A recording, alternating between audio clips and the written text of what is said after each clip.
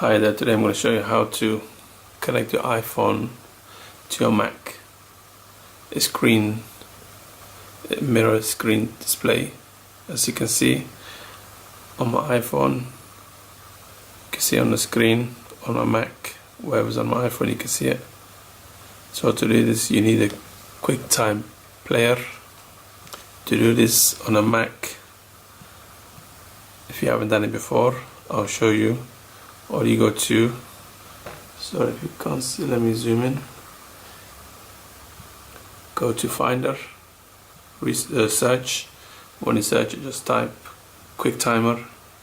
It will open. If it's not installed, I'll put in the description. Even for Windows users, I'll find a free one. I'll put in the description too. So once you have a QuickTime player open, go to File. Go to New Movie, Record. Once you got a New Movie Record, and make sure your iPhone is plugged in with USB cable. Once you plug in, as you can see, mine appeared straight away because I already connected. But sometimes if it doesn't appear, what you need to do is see where this button, the record button is. You just click on it. When you click, and you can see iPhone, you just click on iPhone.